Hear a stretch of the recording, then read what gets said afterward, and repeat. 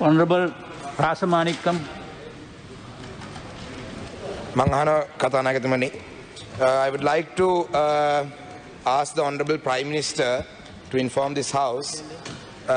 Number one, the total number of political prisoners in the country and the number of camps they are detained in. Number two, why expedited measures have not been taken yet with regard to their release. Number three, the number of lands occupied by the security forces in each district across the country.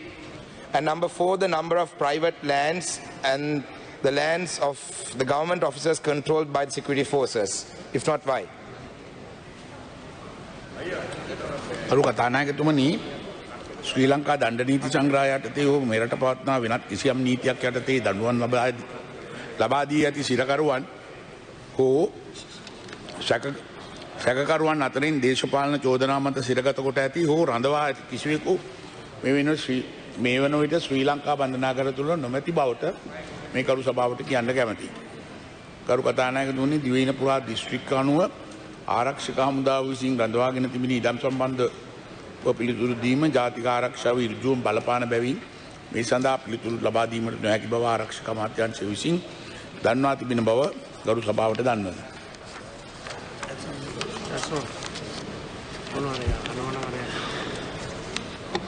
මගේ පළවෙනි අතුරු ප්‍රශ්නය තමයි my first question is Honorable Prime Minister, there are people who have been in custody since the time even before I was born. You know, some of them have died in prison in the last couple of years.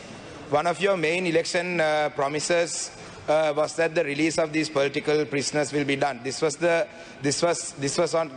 in the canvassing campaigns that was done in the north and the east. And even Honorable Namal Rajapaksa, when he was released from remand prison, had mentioned that these political prisoners need to be released. At the same time, I need to place it on record that JVP, during the JVP insurrection, people who were arrested were given general amnesty. And also, the Honorable Johnson Fernando mentioned the other day that Pullian was a political prisoner. He was not a political prisoner. He was under arrest for the murder, as charged for murder under suspicion of Joseph Parraj Singham.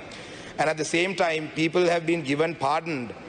Sergeant Sunil Ratnayaka, who was he was charged with murder and sentenced, and he was pardoned. So why aren't these some of these people?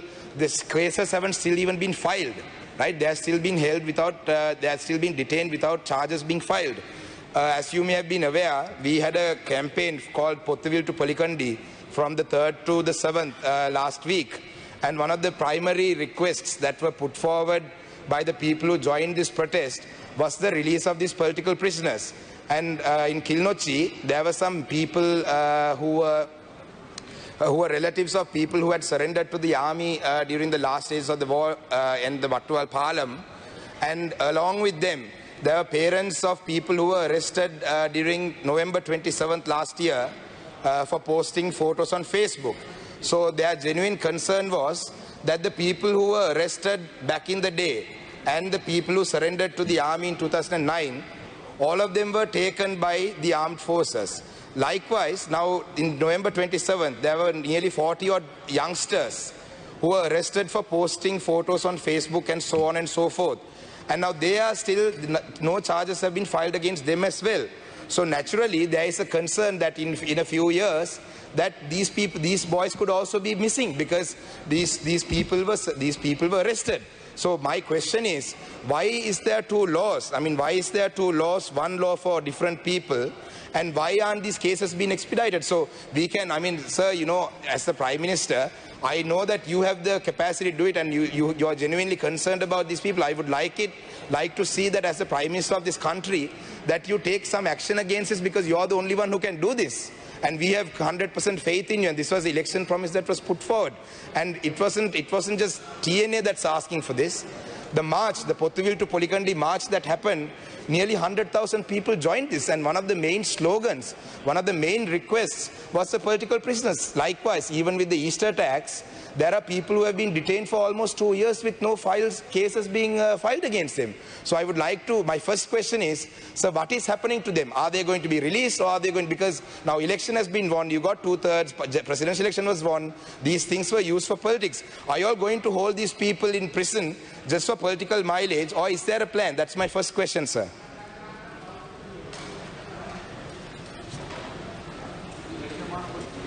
Permission of Honorable Prime Minister, I would like to answer that question of the Honorable Member of the Parliament.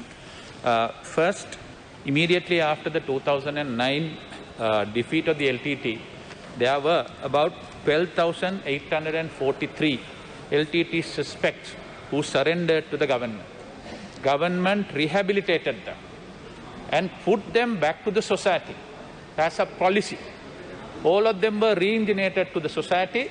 They were given skill training, and they are now more or less living in harmony with the rest of the people. Almost 600 child soldiers.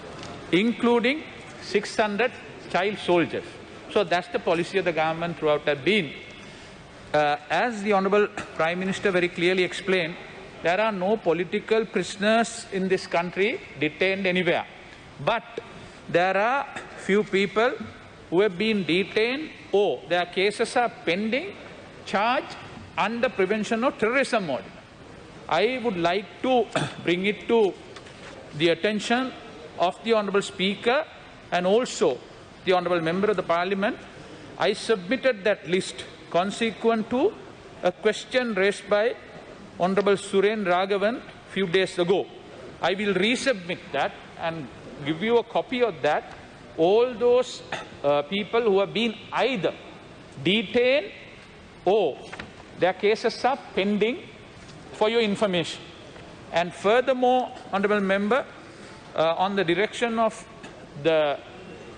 His Excellency the President and the Honourable Prime Minister, about a couple of weeks ago, I myself and the Minister in charge of Public Security had a discussion with the Honourable Attorney General and also His Lordship the Chief Justice of your concern. One is how to expedite those cases. We also believe those cases has to be quickly disposed of.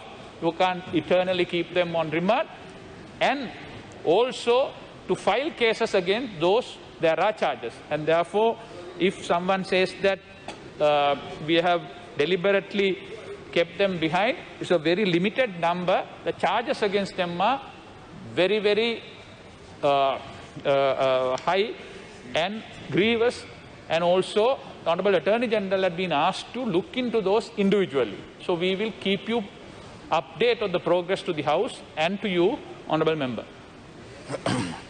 It's very ironic that the Justice Minister is responding to these questions when the Honourable Justice Minister's own community's issues cannot be resolved by himself and the Prime Minister with the Janasa issue. Please, not your time. So my also one of the grievous issue, the grievous concerns, you said that it was very serious concerns that they are detained against. But some of these some of them have been detained most recently for posting photos on Facebook and posting a poem on Facebook. I am very shocked that that's a grievous crime. So I would like to move on to my second question. You know, while we were going through the protest from Pothuwil to Poligandi, while we were going through Mullaitivu, Mana, Kilnochchi, it was very evident that there were so many military camps. The number of military camps, the Prime Minister has said that he is unable to disclose the information due to security concerns. I understand that. But however, there were so many military camps throughout the north and the east. So I would say that, you know, that this government's primary slogan was, establishing national security. So if this government is able to establish national security, I wonder why there is such a need for so many camps. But at the same time, why aren't we worried about setting up some camps in Colombo and Hambantota?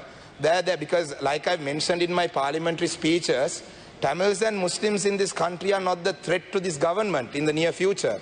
You know, we are giving out plots of land to different countries in the south and in Colombo. So why don't we set up some army camps and, security forces camps around those ports and districts as well, because like I mentioned earlier, they are the threat for this government in the future. I'm sorry if I'm offending anyone by saying this, but these are all concerns, not just by mine, right? These are not questions that I'm asking for myself. I don't have any family or friends who are political prisoners or who are affected by this. Because even in Batticaloa district, there are, in Kalawanchikudi, even the divisional secretary's office, even the divisional secretariat's office, and also like the irrigation department's office, even those, here, I will ask my question. This house wastes a lot of time on random stuff. There are a lot of people wasting time on random things. These are questions that are genuine questions that are of the people, right? You mind your own business, right? This is not, you're not the Prime Minister. So my question is, please, right? Your people who want to be the Prime Minister of this country can talk. I am asking this question from the Prime Minister. Mr. Surendragon is not a Prime Minister. You are not a Prime Minister. So my question, let me finish my question. Order, please. I will. Don't waste my time. Don't waste the time of this house. This house wastes a lot of time on unnecessary issues every day. Right? I have observed that there are so many unnecessary things. Yeah. I get this opportunity once a year maybe. We only get the opportunity to ask the Honourable Prime Minister a question once a year maybe, because the opposition, there's only one. Just mind your business, Surendragon. You have been appointed on the national list for this. Right? You're barking because you got the national list. Just mind your own business. I'm not here on the national list. I have been elected by public. Right? You are just trying to build up you're just trying to build your political career. I have already been elected to Parliament by votes. Now, unlike you, I didn't come on the national list. I was elected. So let me finish my question. Sir, sir. So my question is, sir. Please. Statement, just ask Delal, what is your question? Sir, I can't finish my question, sir. Yeah, thank you. Listen to the sir. So, sir, the question is, will these private lands and will these lands that are occupied by the security forces, the government lands and the state buildings like irrigation department, DSO, even in Kalawanchikudi, right? Will they ever be released, or are we going to hold on to them just so that we show the South that there is some major national security threat in the North and East which is not there? That's my question. You work enough for your nationalist men.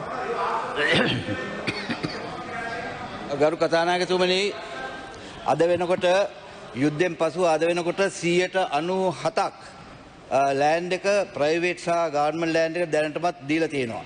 97ක් land දීලා තියෙනවා. ඉතින් එතකොට ඊට පස්සේ ජාතික ආරක්ෂාව වෙනුවෙන් තමයි ඉතුරු ඒවා තියාගෙන ඉන්නේ. ඉතින් ඒක නිසා ජාතික ආරක්ෂාව ඔබතුමාට ක්වෙස්චන් කරන්න බෑ. ඒක ඇවිල්ලා ආරක්ෂක අමාත්‍යාංශයේ මගින් බුද්ධිතොරතුරු මගින් අරන් තියෙන පණිවිඩ ඒ අනුව තමයි. නමුත් දැනට 96ක් 95ක් සහ 96ක් අතර සීලුම ඉඩම් දීලා තියෙනවා අනිත් නිලධාරීන්ට සහ පුද්ගලික සහ රජයේ ඉඩම් ලබා දීලා තියෙනවා. ඒකින්ද ඒ වගේ අසත්‍ය ප්‍රකාශ ඔබතුමා මේ සභාවේදී කරන්න එපා. කොහොම ස්තුතියි. කෝකිලා ගුණවර්ධන මෙතිනිය.